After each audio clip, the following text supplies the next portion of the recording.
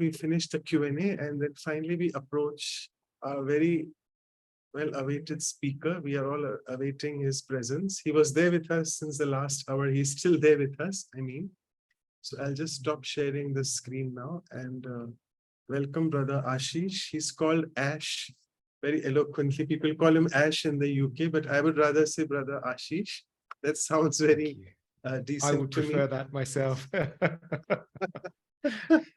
Okay. And you know, he's so humble. He's truly great because I asked him, can you please send me a little bit of your biodata of the Law Kick life? So it's just one liner. So I'll just say that first, that he works as a sales leader for an IT company, which is responsible for business growth and also developing enterprise and client relationships. And all of you, if you look at him, he's a practitioner of Raj Yoga meditation since a long, long time. And what he feels that the teachings there have realized he has realized the transformative power of meditation and the power of good wishes, Duan. So as always, let me just introduce our speaker in the form of a poem. Please bear with me, Brother Aashish. So Brother Aashish, with his spirituality, is indeed so great and has made the Supreme Being his permanent mate. He says, in life, don't sulk because it's never too late. Time flies fast as life goes through every date after date. So let's now remove all the stains from our mental slate and offer ourselves in service unconditionally as if on a plate. Because the world is undergoing transformation at a very fast rate, I have no time left to waste in emotions of jealousy and hate. Finally, with my willpower and determination, let me now create a life in company with God, who from me isn't now separate. So thank you so much, brother, for being there with us. And the stage thank you. That's you have a lovely gift in poetry. That's really lovely and warm. Thank you. Really, really nice to be here with all of you to talk about this particular topic of greatness. And when I first was given this this quality, I kind of questioned it. It's like, no, I can't do a talk on greatness.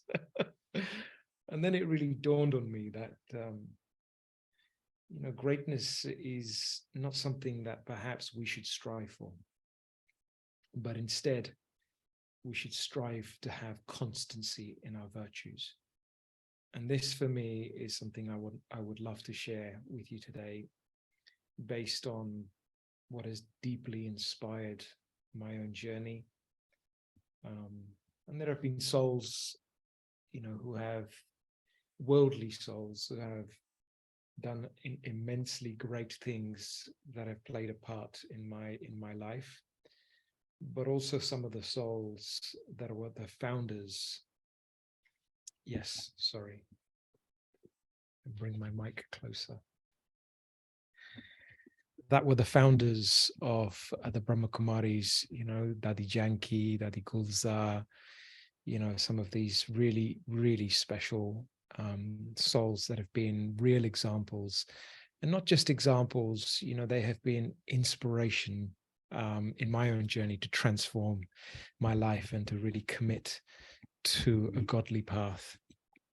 And I guess one of the first things that really comes to mind is that when we start to think of somebody who is great, and I was thinking about the question that was asked earlier, which is, who do you have in mind when you think of a great soul? Maybe earlier in my life I would have said somebody else, but certainly today the one soul that has had the greatest impact on me that I have met at a physical level has been Dadi Janki. And I can recognize her greatness in very subtle but very obvious ways, because the impact that a soul like that has had on my life has been based on sharing very little, but actually the words that she has shared, I have allowed to take them and change my life. And this is because I guess one of the greatest qualities of a great soul is that they embody truth. Truth is a real pillar for them. You know, they live their truth and they become an embodiment of truth. And Daddy Janki, once when I was challenged at work, I went to see her and she just looked at me and she said, so I owned a business, and she said, where your money goes, your mind goes. That's all she said. But that one thing that she said drove me to bring change into my life. And I decided to sell the shares of my business and become free and light so that my mind could not be occupied by these worldly things that were just not interesting me, and they weren't bringing me closer to myself in any way. And that is the power of greatness, where maybe 10 or 11 people would have said the same thing to me, but it wouldn't have had that impact. But the one soul that said something like that, someone who was filled with power and truth and who had the unconditional love for my own growth, for me to reach my own potential. And I trusted that. And I think that's the one thing we can trust in great souls, when there is constancy in their virtues, then there is stability and they become an anchor for many souls. And for me, she was a real pillar and an anchor. And I could see that the constancy through which she worked and operated showed her power, showed her immense capacity to forgive, her immense capacity to uplift, and her immense capacity to bring hope in others. And I really took a lot of inspiration, because inspiration is the right word. You know, when great souls, you know, they'd never like to be called great, do they? It's a label we give to souls. You know, we can't sit here and say, I am great. Although in our minds, maybe sometimes we will say, oh, isn't that thing I did really, really great? But actually this self-labeling of greatness is a form of arrogance. And so greatness is a title that has to be given to you by somebody as a result of you demonstrating over a long period of time virtuous actions.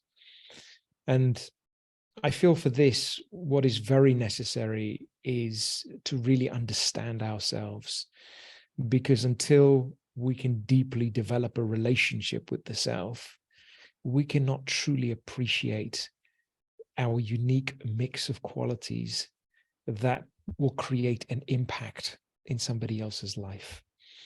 And this is an important thing, because to have virtues is one thing, but to be able to use virtues to uplift and to impact somebody else's life, that is greatness. That is when you're using what has been given to you and what is contained within you in a worthwhile way, in the most worthwhile way. And so this was something that I began to see, that the world is so focused on cleverness, being impressive, being skills focused. But at the level of spirituality, greatness is all about virtues.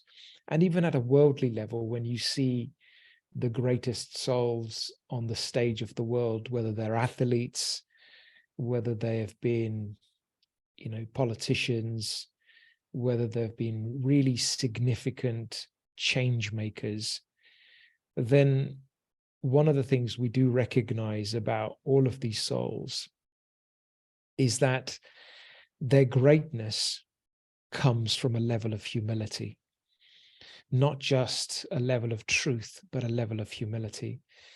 And, there are some souls who can be brilliant, really amazing, but if they have no humility, they will not reach a place in our hearts.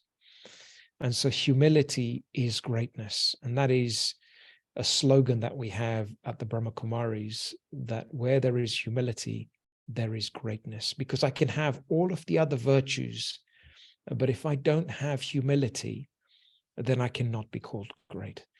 I cannot demonstrate my capacity to bow down, not to be a pushover, but to have the power to accommodate, the power to tolerate. Excuse me.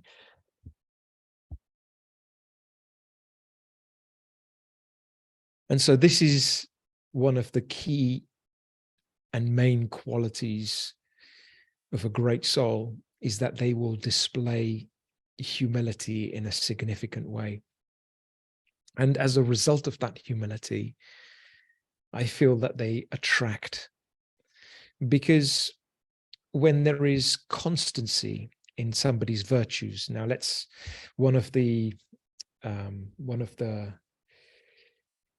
characters that I found that I would call great when I was growing up, there was a footballing legend.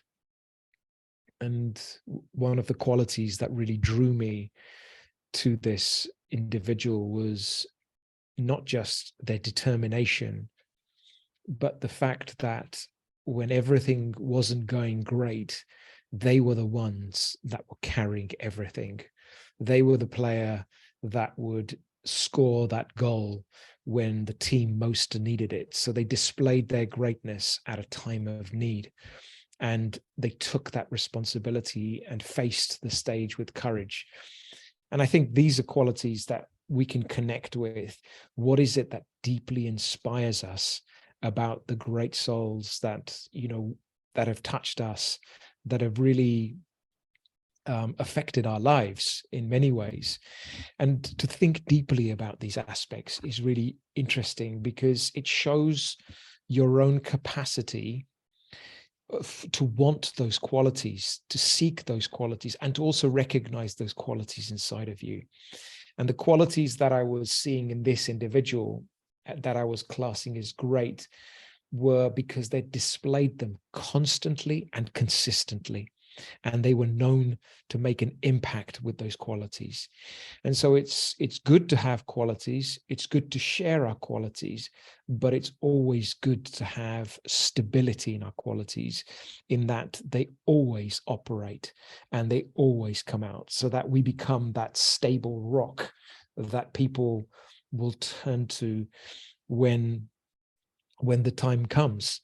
And so the constancy is an important word, to have virtue constantly, to be able to really express a particular virtue with fullness. And I recognize, again, in these founder souls, Dadi Janki, Dadi Gulzar, they were the embodiment of these virtues to such an extent that they were full. So just because they were full, they had the capacity to give with a big heart. When something is empty, when a cup is empty, it cannot give you anything. But when a cup is overflowing, you will have everything from it and more. And these souls were overflowing in qualities to such an extent that their natural capacity to give from their hearts was just present. And Dadi shared this in her life in such a clear way, that no matter where she went, whatever she did, she would always seek and look to serve someone or another, whether it was going through the airport, whether it was just sitting down for 5 minutes and somebody walks past her. There would be an interest to want to give something of value and to bring them closer to God, because great souls are very purposeful. They're very set in their aim and objective, and they understand the direction of their life very clearly. And this is an interesting thing to observe in our own lives, is to what extent do I understand the direction of my life? And to what extent am I firm on that direction. Because when we haven't got an aim in our lives and we haven't got that clear direction in our life, then what makes us unique can never really come out. And I remember this talk that was being given by a gentleman called Marshall Rosenberg. He pioneered a form of communication called nonviolent communication. And this is a form of communication without any judgment. So it is soul consciousness in action. And he used this term, natural giving. You know, natural giving is something that we give from our hearts. You know, we don't give from our heads. When we give from up here, we will want to take something back in return. But when we give from our hearts, then we won't have this expectation of wanting to take. We will just have this feeling that we want to create happiness in others, or that the love that we have towards somebody will actually support our thoughts to think about what it is we can do to help them, what it is we can do to care for them. And so having the capacity to love is an important quality if we want to embody some of these aspects. And love starts when I can develop a relationship with myself based on truth, based on honesty. And if I look and see what is happening, you know, that the Sudesh Didi said, in order to be great, one has to develop introspection. And introspection is an interesting word, isn't it? It has two words in one. One is to be introverted, and the second is to inspect, whilst I'm in this awareness of being introverted. And when I am introspecting, so in a state of inner awareness, soul conscious awareness, then I'm really able to inspect myself without judgment. I'm able to observe myself without judgment. And the problem is that when we get upset, or when we start to hold many emotions and feelings inside of us, then actually we do not want to look inside. Everything becomes heavy and the pain turns into suffering. And what happens when pain turns into suffering?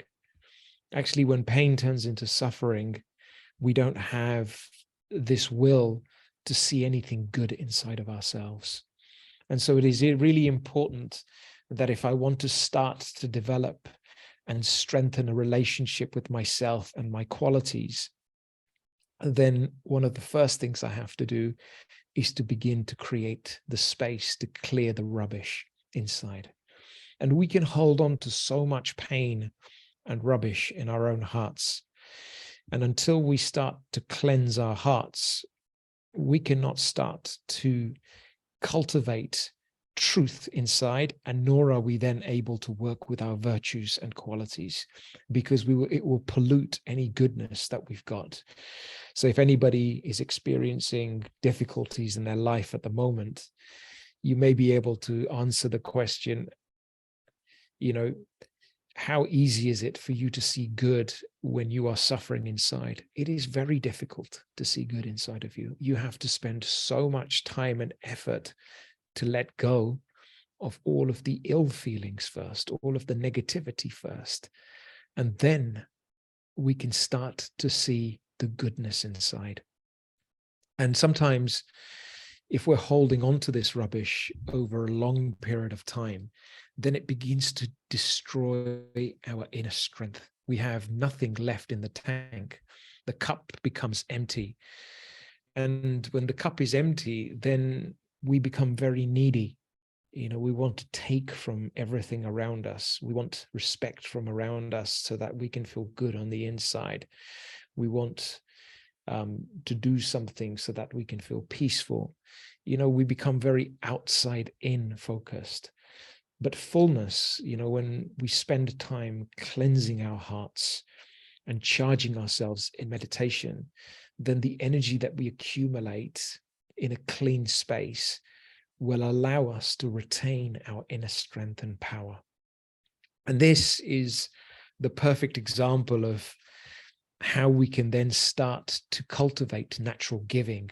Because when our hearts are clean and honest, and there is fullness and power inside of us, then we will just share very naturally, because that form of power will create happiness inside of us. But the first step has to be to find peace. If we are peaceless in life, then there is no love, and then there is no happiness. And this is the first blessing that we tend to get from all of these great leaders who have shown us the path, is just be happy and make everyone else happy. Why is that? Because, as soon as you experience happiness, happiness is contagious. It will spread. You will lift somebody in happiness. And that is a great act in itself.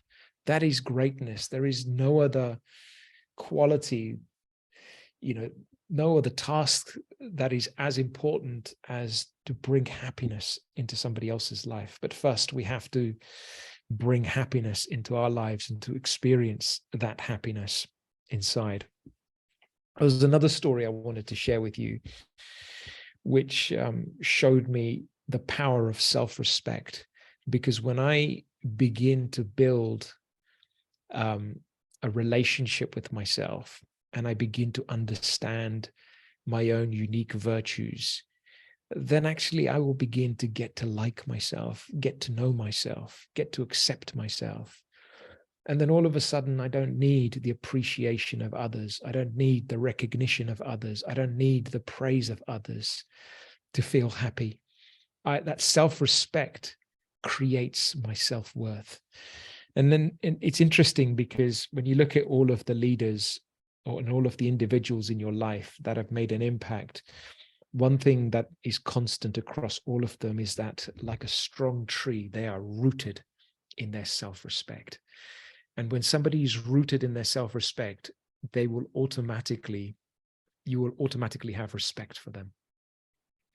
And one example I can give you was about 20 years ago. I was in a business meeting at work, and I'll never forget this moment. This was a really important moment when somebody showed their true colors of self-respect. And this deal was a big deal for the business I worked in. If we did not win this project with the client, then it would have made a big difference for us. And we had many meetings with the client, done many proposals. We put in a lot of hard work into this bid. And then came this selection meeting, this final meeting that the customer gives you in order to test you, in order to rock you a little bit, And interestingly, there was myself, there was a colleague of mine, and there was the sales guy who was running, the meeting. And the customer said to my colleague and my friend that, the way you are going to do this is going to be different from what we would like. And so we want you to do it our way. Would you be happy with that if you got the project? Which is quite a big thing to say. It's basically saying, we don't accept the way you work. We want you to work in our way only. And would you be happy with that? And, would you be happy to lose the project if you didn't get that? And so, my friend, this was the moment. This is the moment when life can present a big test paper, and you're on the verge of showing what you're made of. And this is where the test really comes out to show your character. And my friend paused for 1 minute. Actually, it was a few moments that he paused for. And he went, I would be happy to lose this project if we could not do it our way, because I deeply believe that the way that we have is the best way to do it. And he shared his reasons why. And there was this silence across the room. And I was very happy to see this in action, because all of a sudden you have someone who has demonstrated their self-respect and hadn't said something that somebody wanted to hear. And it was such a powerful moment that somebody on the customer side started to smile as well. And funnily enough, we won that project. And so it's important to recognize that life will find a way of testing your self-respect at the most critical moments. And this is when we can choose to be what other people want us to be, or to follow the crowd. And that test paper will come, but our greatness will be to be firmly rooted in our own self-respect. And the first self-respect is one of non-violence. You know, Mahatma Gandhi, someone mentioned Mahatma Gandhi earlier, and Mahatma Gandhi was all about non-violence.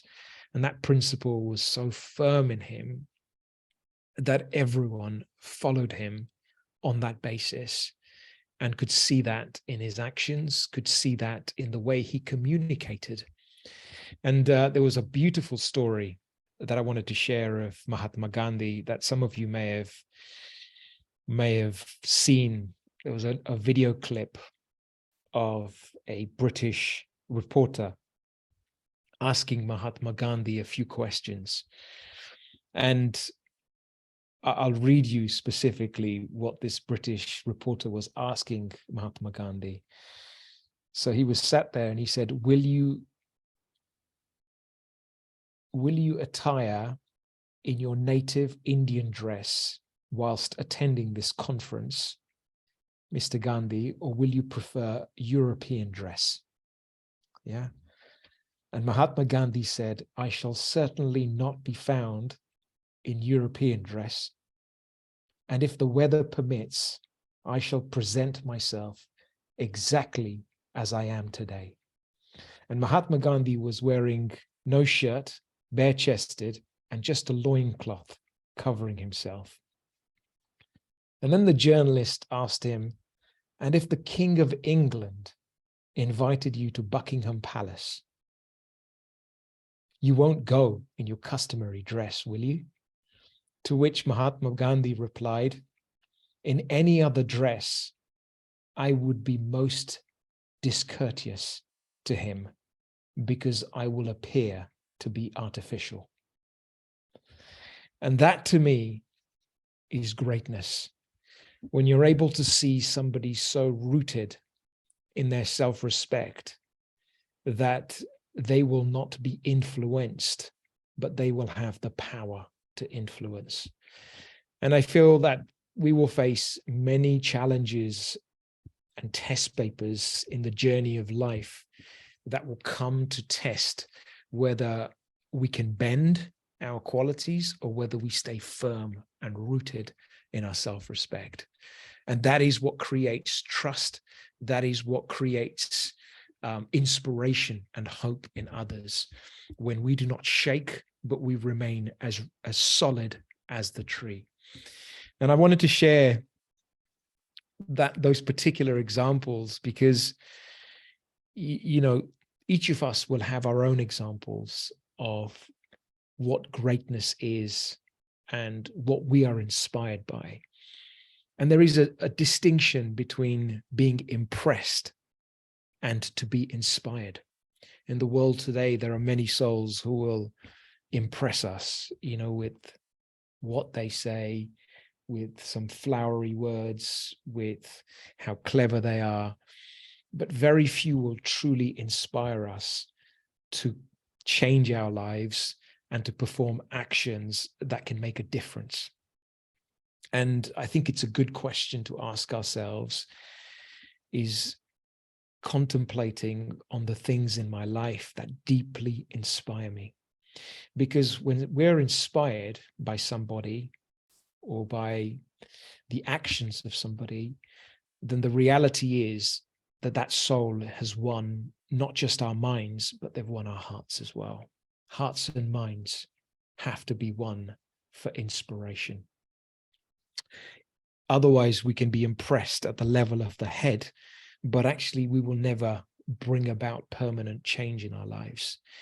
And we have a beautiful expression at the Brahma Kumaris that in order to strike the target, we have to speak with honesty and from experience. So when there is experience in a particular subject and you speak with honesty, only then will your words begin to strike the target. Otherwise, we will say things that we ourselves are not practicing, then actually they cannot strike the target. They cannot create inspiration in the lives of others. And so here there is a greater attention paid to walking the path, because until we walk the path, you can't actually inspire others to walk the path. And I feel the examples that the team have shared today of some of the founder souls, their simplicity, their purity, they have walked the path. And so when they shared from their hearts and their purity, it struck others, it melted them, it brought a tremendous amount of love into their lives, such that people felt, you know what, I really want to live this way. And I feel, and not just I want to live this way, but I can live this way. That's hope. And hope is an important ingredient. To fill somebody with hope enables them to really move forward in their life. And this is something that in the world is so necessary, that to bring love is one thing, to give strength is another thing, but to create hope in somebody else, if you can do all three, then you are really considered a great soul. And this is where I guess the Daddy Yankees, the founder souls have really made the biggest impact, because the qualities they've had and the level of purity that they've maintained has meant that they've wanted nothing for themselves. They've only wanted, at the cleanest and the highest level, to connect souls to God and not to themselves. And people could trust that. People could work with that. And it created hope in others to want to follow that.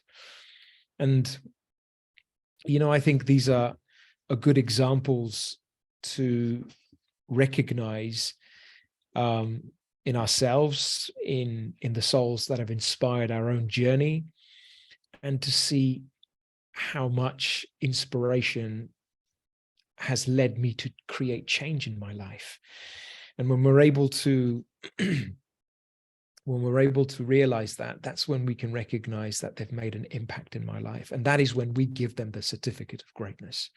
They will never give themselves the certificate of greatness, but we will give them the certificate of greatness. And so the first certificate of greatness comes not from people who don't know us. The first certificate of greatness will come from the people who know us the most, because we have to win their hearts and minds the most. These are souls that will have seen us, that will know some of our weaknesses, our deepest habits. And these are the transformations that we have to make. Otherwise we could quite easily come and give a lovely talk, but then if our own house isn't in order, and charity doesn't begin at home for us, then there is no change in our own world. And so the basis of any transformation, we have to achieve that certificate from everything and everyone around us. And another little story that I wanted to share, because I think we're reaching a time now where one of the greatest gifts we can give to each other is the gift of uplifting somebody when they're down. And in the world today, when you're down, people will kick you. Very few will put their hand up to raise you up. And again, this was one of the most incredible qualities of Daddy Yankee. And I remember going to her, and I was a young boy then, and I'd made a few mistakes, and I went to her and she said, write me a letter.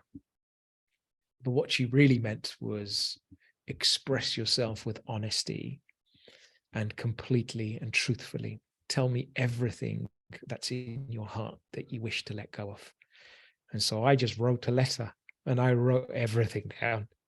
Even it's a letter I wouldn't show anybody, but I had to have the courage to write down my deepest, darkest secrets that were troubling me. And she read my letter, all 4 pages of it, which was quite embarrassing. And then she invited me to come and see her. And I went to see her, and I sat next to her, and she said, "Do you feel light?"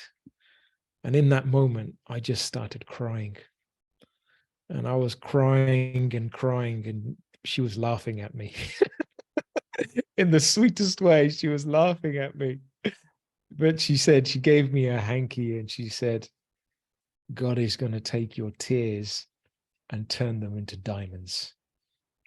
Now, I've had many memories in my life, but I treasure that memory because it really lifted me. Because not only did her presence make me feel light inside and free inside, but it gave me the strength to move forward. It created hope inside of me. And this is the power of a soul that has not only devoted herself to God, but someone who is powerful in their presence. Literally, in her presence, I would go sometimes with so many problems in my head. And as soon as I came into her presence, she would bestow peace and silence in such a powerful way that it would melt any confusion I have. And Daddy would say, "Is there something you want to tell me?" And I would say, "There was, but there isn't anything anymore to tell you." So a powerful soul and a great soul won't wait for you to ask. They will know what you need. They will have the capacity to discriminate what is in your heart and to fill that space with goodness, fill that space with power. And so these are little memories that I have bottled and kept inside of my heart, because life has a way of finding the weaknesses inside of us and breaking our faith in our own journeys, and recognizing that if our journey is to come closer to our highest selves, the angel, we talked about being the angel. The angel is the embodiment of fullness in every single virtue. And angels are known as protectors. Angels are known as beings you turn to at your time of need. And so if we're able to be angels inside and have the stability and the fullness in the qualities we possess, then actually people will turn to us at a time of need. And we will become beacons of upliftment for them.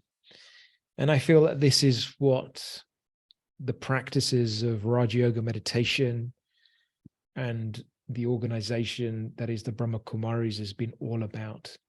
It's about upliftment through truth and being able to bring God's love into someone's life and to see the transformational power of God's love.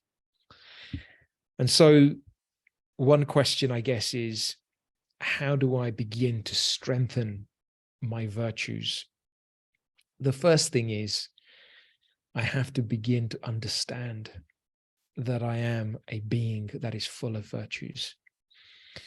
And in order for me to do that, I have to do a little bit of work on myself. And the first work I need to do is to experience the depth of being God's child and realizing the power of peace. And when I find inner peace, then I will move beyond all of the pain and the suffering that I have in my life. And this is an important part of our healing, because we cannot begin to see the good inside of us until we start to let go of what we're holding that is heavy. Equally, we have to allow God's vision upon us and accept God's vision upon us. What is God's vision upon me? Why have I been chosen? And when I'm able to appreciate that, that's when I can begin to see my value. And I think self-value is important, because until we feel that we have value internally, we won't connect with our qualities. We won't feel that, I have something to give. I have value to give. And so it's really important to connect with myself on a regular basis. And the practice of meditation and just going into peace will allow me to reconnect and renew my relationship with myself. And so we can understand theoretically that I am a soul, but until we have practiced it, until we have experienced it, we can't then move into this next phase of beginning to see our qualities and virtues really sincerely and properly. And when we see our qualities and virtues, the secret that I've learned at the Brahma Kumaris is that how do you increase inner strength, and how do you increase the qualities that you have? And that is simply by giving them. One may think that if I give and give and give, then I'll become empty. Actually, quite the opposite.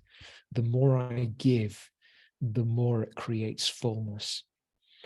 But interestingly, the more I take from others, the more it creates emptiness. And so we will find ourselves taking happiness from so many things outside of us, but we will feel empty inside. And so we will become addicted to taking things, but they will never really truly fill us with happiness. But when I start to give and create happiness in other people's lives and use the qualities that I have that make me feel alive, and this is the most important thing. When we understand our qualities and start to use them, we will begin to feel more and more alive. And when we start to feel alive inside, we will start to feel happy.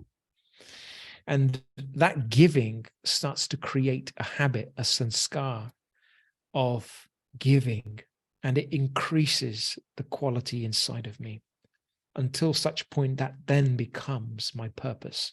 I begin to think that this is what I'm here for, and this is what I want to do. And so the way to find your purpose in life is simple. It is first to establish a relationship with yourself, and second, to understand the unique mix of qualities that I have that make an impact in other people's lives, that make me feel alive. And whenever those qualities are expressed, then I begin to feel alive and happy inside. And when I find that, that is when I can believe that we can find purpose in our life. We can find greater meaning in our life and clear direction for where my path in life is. And so often people ask me this question at the retreat center, but I want to start new things in my life. How can I begin a new chapter in my life? And the one thing I realize in my experience is that when we're holding on to old rubbish, nothing new can come to us. And this is an interesting one. In order to genuinely bring about new beginnings in our life, we have to get rid of rubbish. Because where there is a heavy heart and a tired mind, there is no creativity, there is no enthusiasm, there is no willpower, there is no determination, there is no inner strength. And the structures of our minds and our attitudes will never be positive and energetic to bring about change. And so newness can only come to us when we begin to shed the weight of the old.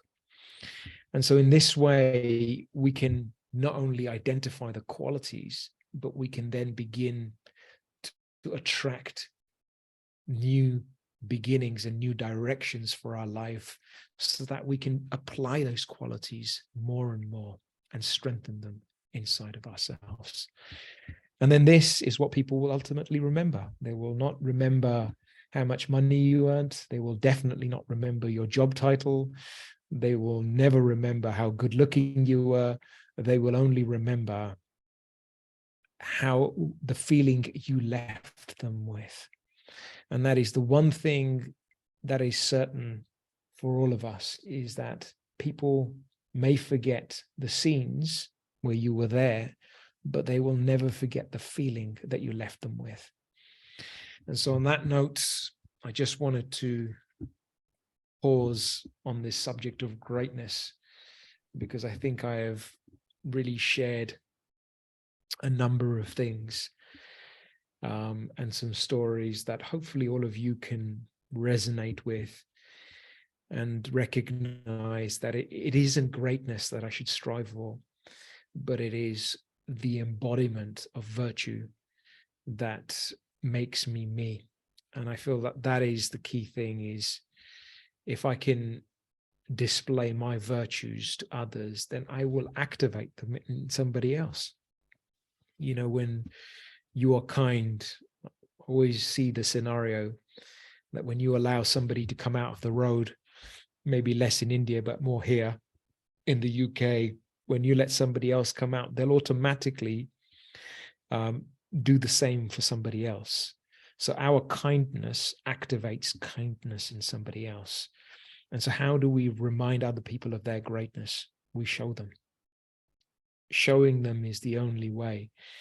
And so this is where we recognize that the great leaders were always leaders by example. They would never tell, but they would show, and they always walked their talk. So this is the power of greatness.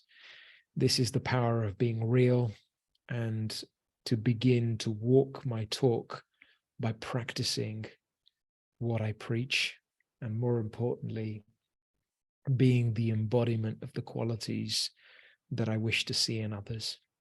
Om Shanti. Thank you so much. Amazing sharings. We'll take a few questions. We have around 5-10 minutes for that. Is that okay? Please. Okay. Yeah, I'm sure you love those questions, because this one is quite humorous in one way. The person is asking, you spoke about being natural, Gandhi's example about how natural he was, but he's saying that I'm not very comfortable when I'm natural. And he's giving an example of gray hair. So he's saying, I want to color them because I don't like, I mean, it not maybe other people, but it's maybe his insecurity or something. But what should I do?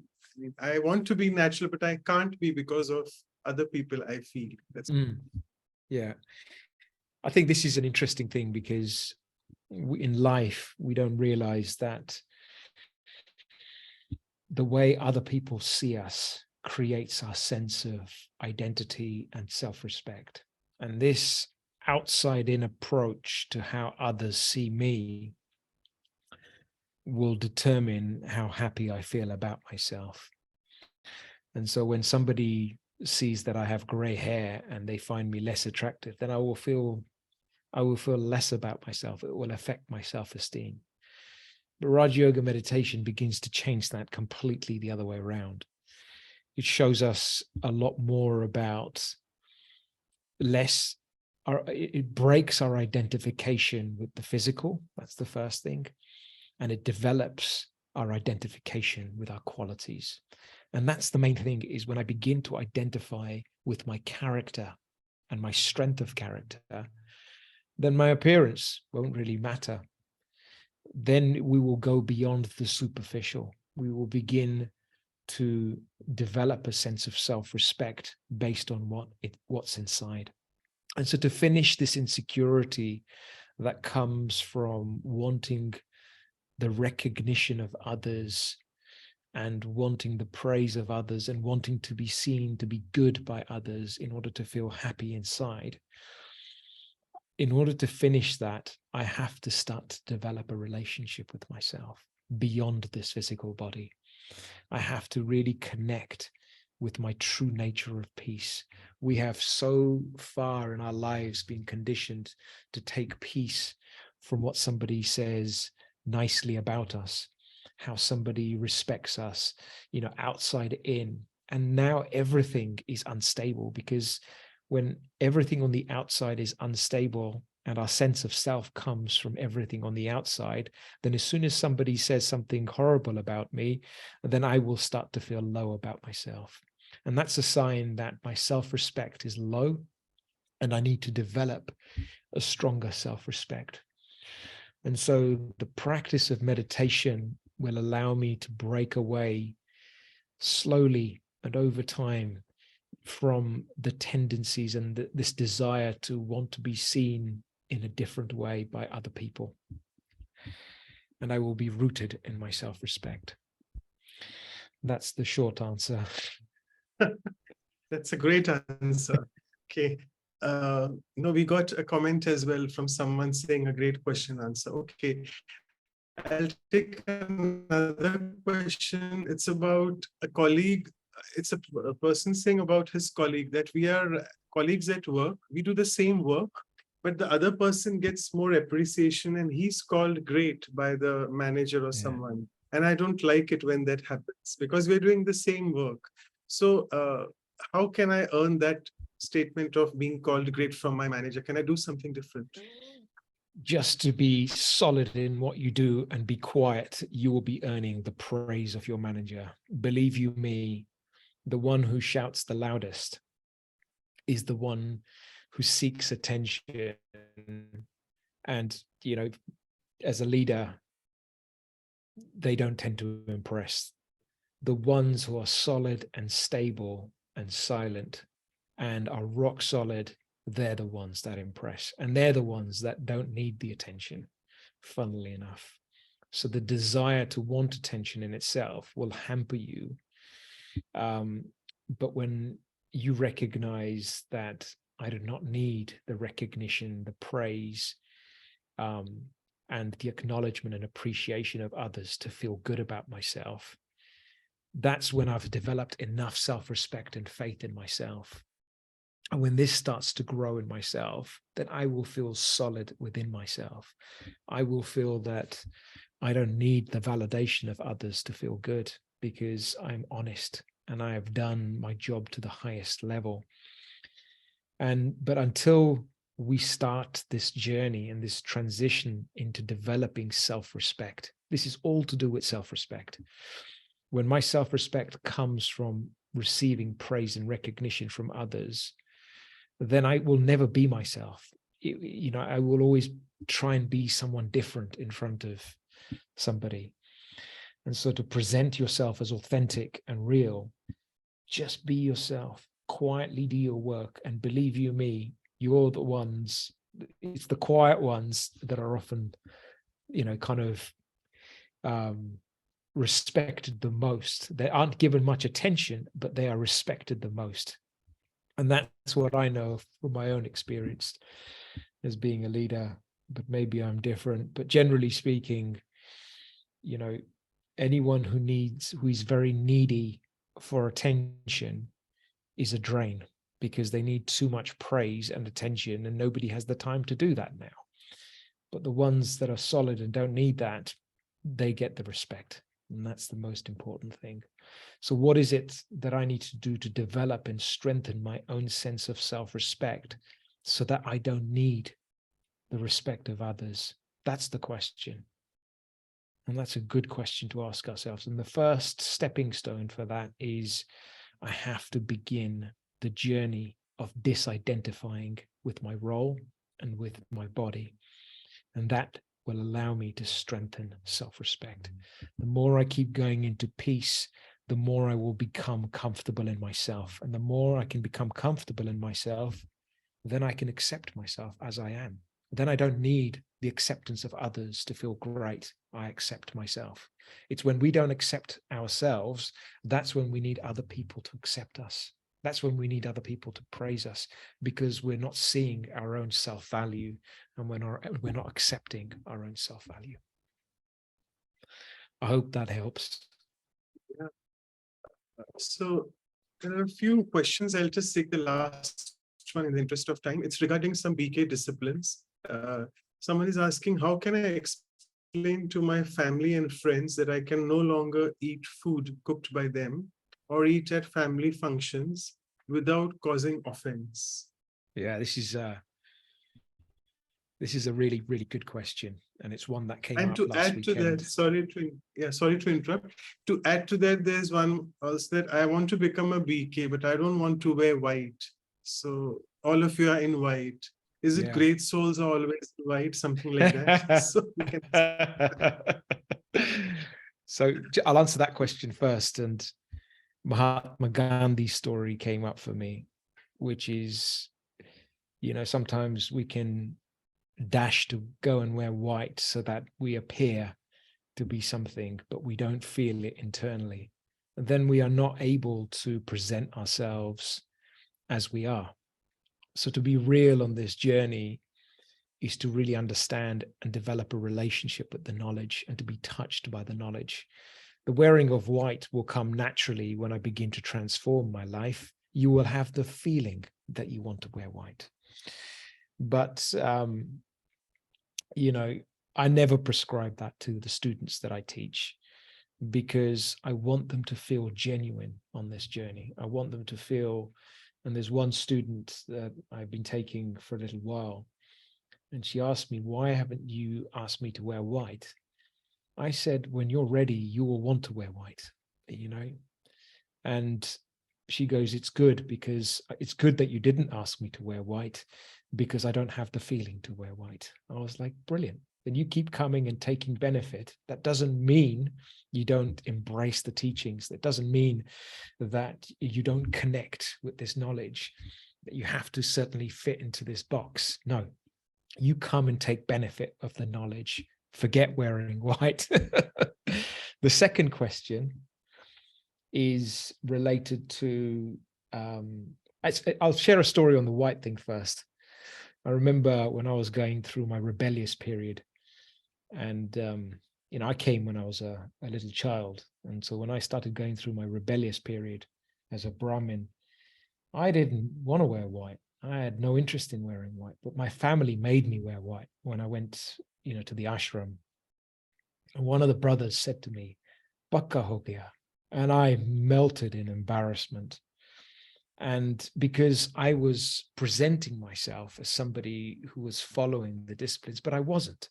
And it brought shame inside of me. It brought a sense of, I don't want to be false. And it was from that day onwards, I decided I am not going to wear white, or I'll wear white when I'm ready to wear white. And so I think it's important to maintain our own sense of self-respect when we come across these sorts of situations, and discern for ourselves. Food is an important topic on this path, and the realization of food is a big thing. You can't change your habits on food because somebody has told you to do that. That is one thing I need to make very clear. If you're doing it because somebody has asked you to do it, then you will not succeed with food. But inside, if you recognize that the power of vibrations in my food is the most important thing to maintain my connection with myself and my connection of purity and my connection with the divine, then your decision to stop eating anything on the outside and food not cooked with those clean vibrations, it will be instant. You won't even think about it, and you will be firm about it. But where we haven't got the experience of that, we will struggle to set that foundation firmly. And my feeling is that, you have to be black and white in this subject. Because if you say that you're not sure and you eat in someone else's house, then somebody else will say, well, you ate at that person's house and you didn't want to eat at my house. And all of a sudden, there'll be confusion. People won't see you as solid. So people will find that weakness inside of you. And trust me, they will. And they will question your own faith and create confusion inside of you. And so the way I say it is, go about that tactfully. And today there are many excuses you can give. The people that are closest to you, be straight with them. Just say, I'm experimenting with a certain lifestyle that requires me to prepare my own food in a certain way. And I prefer to eat salad, or I prefer to eat a fruit salad if I'm coming over to you, and just be completely straight about it. And that way you're set. There is no shades of gray. But when we are unsure ourselves, or we find it difficult to follow, that's when we will create our own grayness. But then you have a choice. Then you absolutely have a choice to do the best you can. But the most important thing is, do not do it out of compulsion, because anything that you do out of compulsion will not last. It will not last. But if you experiment with food and realize the impact it has on your thoughts, then that decision will be like that. You won't think twice. You will just decide, and you will be firm. Now, when I have business meetings with clients, sometimes I dread them, because it means I have to do a lot of work to find a restaurant where they'll serve me salad. And it doesn't become an issue for them.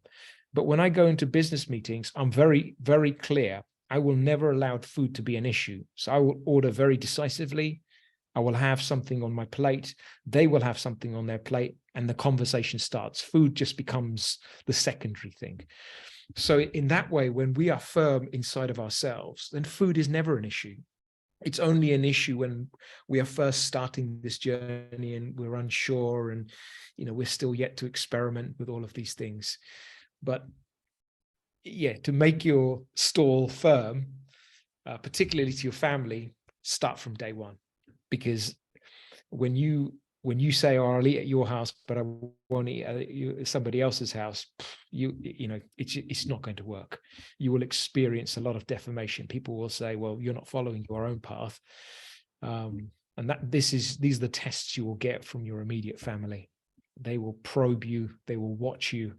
They will examine your practices to see how solid you are.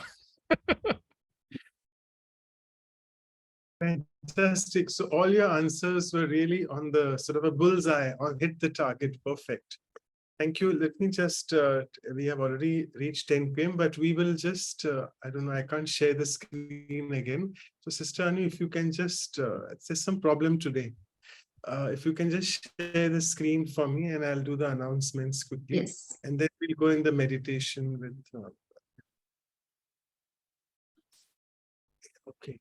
So as all of you know, we are having speakers from the UK this entire month. We started with Sudesh Didi. Here we have Brother Ash with us. And then we have further the next episode on abundance. We call Bharpurta and Prachurta in Hindi. So we have another eloquent speaker, Sister Aruna, who is now relocated to the GRC in UK. So it's the next. And remember, for the US and west coast of US and east coast of Canada and US, the time zones will be moving. So we have it back to our normal Indian timings, which is 8 p.m. India time, and which suits the 7:30 a.m. West Coast time of US and Canada. After that, the workshop will be again another brother who is instrumental in Turkey, but again very much from the UK, Brother Yogesh Sharda. He'll be there with us for the next week after that. And as always, we'll be having the experiential exercises first, followed by his talk. And then, as always, we conclude the month with a silence retreat. So we'll be doing that on abundance, which is again in the morning for India on Sunday, 26th March, and the West Coast, it will be 8 to 10 p.m. late evening, 25th of March. And you can see the next slide will be the elegant calendar, which we have, thanks to Sister Kosha for this, which will mention all the programs. And thank you, we've received your emails and numbers. We'll be emailing you all shortly. And these are our websites. And yeah, many people have been asking actually for YouTube links. So sorry to say we don't have YouTube link at that point of time when it's actually been recorded on YouTube, but you all can find all these later, particularly the workshops. People are asking omshanti.tk/workshops. And the episodes we have /playlist. If you want in English, it's /English again. So please feel free to visit the website, and you can also look at the Vihasa YouTube channel. You can find everything on there. So with this, I'll just stop sharing the screen. And I think all of them want a photograph for this special diamond episode, Sister Anu. And then before we go into the meditation, we'll just take a photograph so that we exit silently. Definitely. Thanks. So everyone, please start your video. And definitely, I want to take this opportunity to say a word. Brother, I loved it. You said you have to have unconditional love for your growth, to reach to your true potential. And so many practical tips you have given, and so much you show that gentleness, humility, greatness. We are telling it today, like we don't take it for the self. And I'm sure we all have benefited greatly and will recheck, double check, and listen to the talk. Okay, so ready for the photograph? Vijay Pal Malhotra, I don't know why your video is not on, brother, because we get problem afterwards. Can you start your video? So I have asked today. Because he's the brother who's always insistent on the photo. Now your video is on. That's great. Thank you. More? Anybody else who? Thank you, everyone. Beautiful. Thank you, Brother Aashish. Thanks, Sister Anu. So we'll move on to some meditation with Brother Aashish now. So over to you. I'll just play some soft music in the background. Is that okay? If you can hear me and the soft music doesn't cut off, no problems. Otherwise, I'm happy to do it in silence. Yeah, that's perfect. We'll do it in silence. Yeah? Yeah. Fine. Sure. Okay. Okay. So let us take a deep breath in and relax.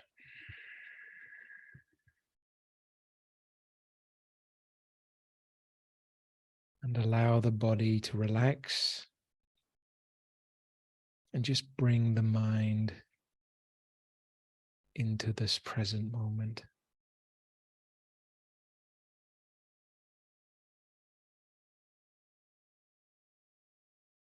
And inside, I begin to experience calmness and quietness. This inner stillness begins to strengthen peace internally.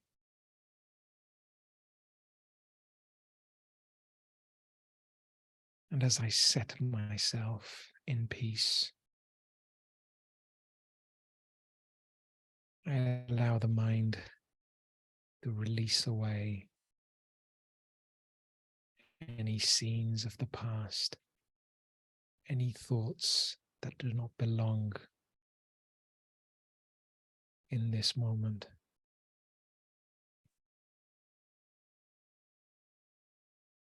And let me move into this space of silence.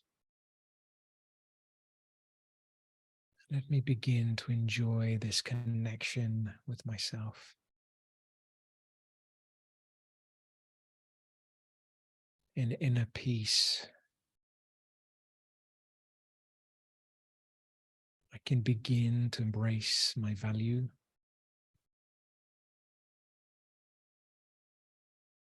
I can begin to reflect on that which is good.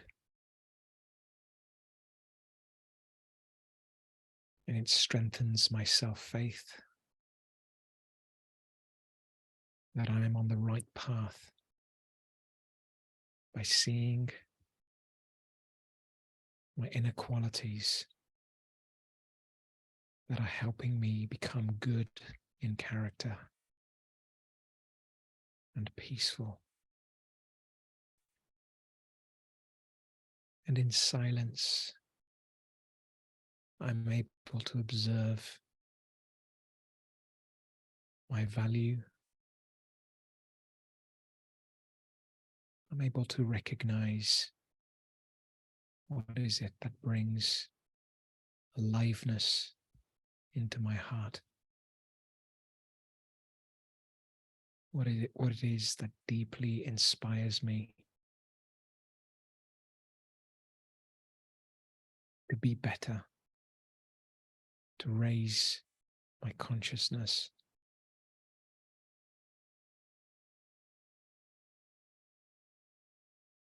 and to strengthen my relationship with myself, I must first begin to experience inner peace, that I am this being of light. I am not this body.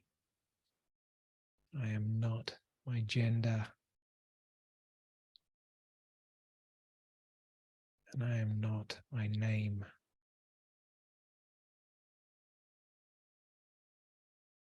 And when I am released from the consciousness of this body,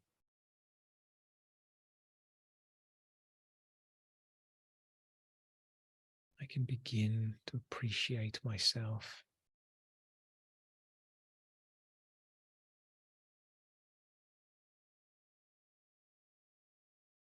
And recognize the divine Supreme Father in his form of light. And I can allow this connection to uplift me, to enable me to see and reach my potential.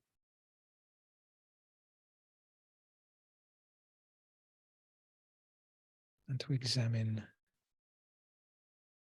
that which I'm holding on to, which is creating pain and suffering inside. And when I can develop a relationship with myself,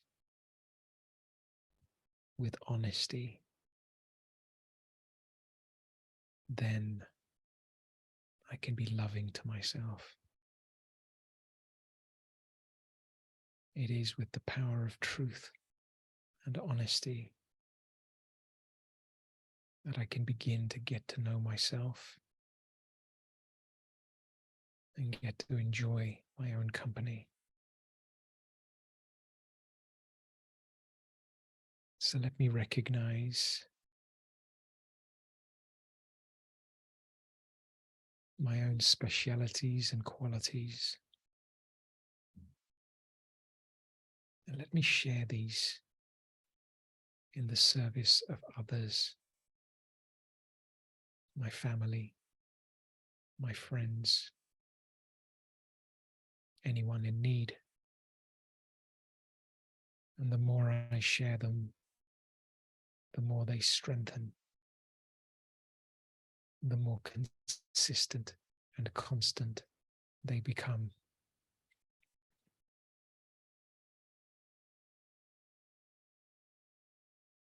And by doing this, I experience happiness, fullness, a sense that I am living a life of purpose and meaning.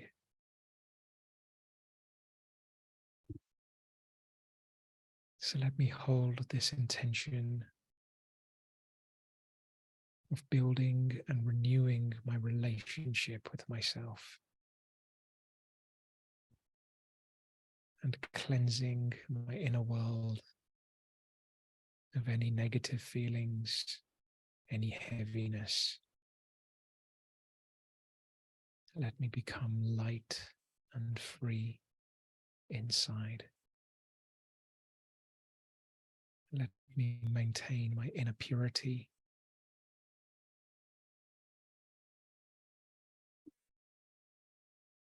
And by doing so, I will experience inner power. Om Shanti.